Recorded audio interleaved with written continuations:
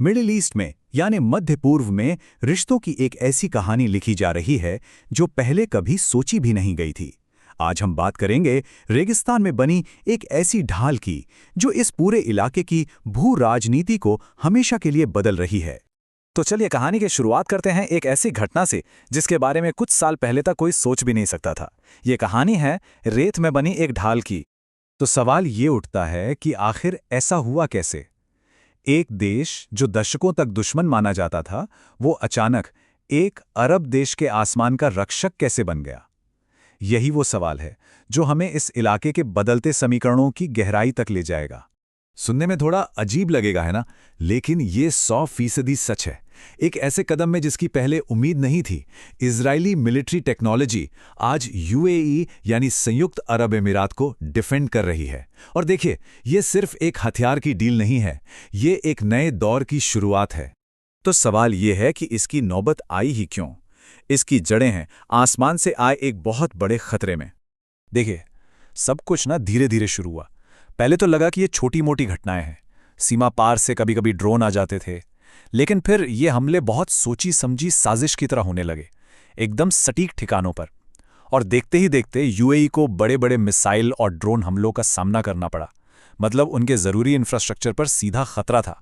और ये कोई छोटा मोटा खतरा नहीं था। हम बात कर रहे हैं बैलिस्टिक मिसाइलों की, लंबी दूरी तक मार करने वाले ड्रोन्स की। और ये आ कहाँ से रहे थे?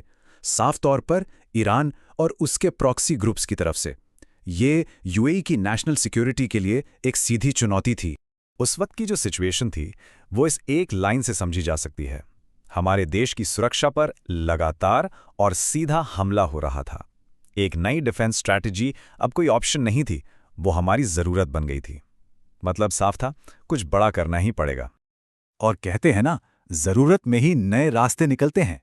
इसी संकट ने जन्म दिया एक ऐसी पार्टनरशिप को जिसके बारे में किसी ने सोचा भी नहीं था। एक ऐसी साझेदारी जिसने दशकों पुरानी दुश्मनी की दीवारों को गिरा दिया। जरा इस बदलाव के पैमाने को समझिए। पहले क्या था? इन दोनों देशों के बीच कोई डिप्लोमैटिक रिश्ते नहीं थे, सिर्फ और सिर्फ ऐतिहासिक दुश्मनी और पॉलिटिकल विरोध। और आज हैं अब्राहम अकॉर्ड्स। दोनों के सिक्योरिटी इंटरेस्ट एक हैं और टेक्नोलॉजी में खुला सहयोग है। ये जमीन आसमान का फर्क है। तो जब अपने वजूद पर ही खतरा मंडराने लगा तो यूएई ने मदद के लिए दरवाज़ा खटखटाया अपने इसी नए पार्टनर का। सोचिए, ये एक ऐसा कदम था जो कुछ साल पहले तक के मिडिल ईस्ट में कोई इमेजिन भी नहीं कर सकता था। और मदद किस रूप में आई? आयरन डोम। ये एक बहुत ही एडवांस्ड एयर डिफेंस सिस्टम है। मोबाइल है, मतलब इसे कहीं भी ले जा सकते हैं, हर मौसम में काम करता है। और इसका काम क्या है? छोटी दूरी के रॉकेट, मिसाइल और ड्रोन को हवा में ही पहचान कर नष्ट कर देना। और ये कितना कारगर है? इसका सक्सेस रेट है 90% से भी ज़्यादा। और ये कोई थ्योरी नहीं है, ये असली लड़ाई में साबित हो चुका है।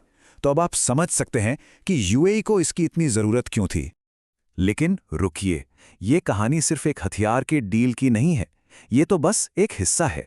असल में ये एक बहुत बड़े जियोपॉलिटिकल शिफ्ट यानी भू राजनीतिक बदलाव का इशारा है। चलिए समझते हैं कि ये पूरी तस्वीर को कैसे बदल रहा है। तो सबसे ज़रूरी बात जो हमें समझनी है वो ये है कि ये सिर्फ एक मिलिट्री सेल नहीं है। ये इस बात का सबसे साफ संकेत है कि एक नया मिडिल ईस्ट बन रहा है। एक ऐसा मिडिल ईस्ट जहां पुराने दुश्मन एक कॉमन खतरे के सामने नए दोस्त बन रहे हैं। ये टेबल देखिए, ये इस बदलाव को बहुत अच्छे से समझाती है। पुराने दौर में मेन कॉन्फ्लिक्ट क्या था? अरब इजराइल का। दशकों तक यही चला। लेकिन आज का नया पैराडाइम क्या है? आज लड़ाई है ईरान और उसके खिलाफ बने एक रीजनल गुट की। पहले गठबंधन बनते थे पैन अरब पहचान पर, मतलब हम सब अरब हैं। पर अब गठबंधन का आधार है साझा सुरक्षा खतरा और डिप्लोमेसी, जो पहले अक्सर छिपकर होती थी, अब अब्राहम अकॉर्ड्स के जरिए बिल्कुल खुली और नॉर्मल हो गई है। तो फिर सवाल उठता है कि ये सब अभी ही क्यों हो रहा है? इसके पीछे 3 बड़ी वजहें हैं। पहली, ईरान से बढ़ता हुआ खतरा, जिसे अब कोई भी नजरअंदाज नहीं कर सकता। दूसरी वजह है इन देशों की आपसी आर्थिक और तकनीकी महत्वाकांक्षाएं। और तीसरी, इस पूरे इलाके में ग्लोबल सुपर पावर्स की बदलती भूमिका। इन तीनों चीजों ने मिलकर इस नए गठबंधन के लिए एक परफेक्ट माहौल बना दिया। तो ये तो हुई आज की बात, पर इसका भविष्य क्या है? इस नई हकीकत के बाद अब आगे क्या होगा? आगे का रास्ता कुछ ऐसा दिख सकता है। पहला कदम सिक्योरिटी कॉपरेशन और भी गहरा होगा। मतलब और ज़्यादा जॉइंट मिलिट्री ड्रिल्स होंगी, इंटेलिजेंस शेयरिंग बढ़ेगी। दूसरा कदम, ये रिश्ते सिर्फ डिफेंस तक नहीं रहेंगे, बल्कि इकोनॉमी और टेक्नोलॉजी जैसे सेक्टर्स में भी फैलेंगे।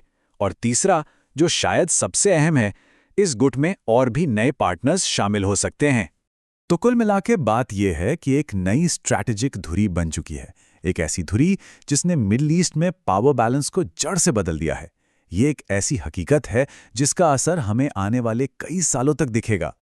लेकिन जाते जाते एक बड़ा सवाल भी है, क्या ये जो बदलाव हम देख रहे हैं ये परमानेंट है? क्या ये मिडिल ईस्ट का एक स्थायी रीअलाइनमेंट है, या फिर ये सिर्फ एक मौके का गठबंधन है जो वक्त आने पर नए दबावों के चलते टूट भी सकता है? इस सवाल का जवाब तो सिर्फ वक्त ही देगा।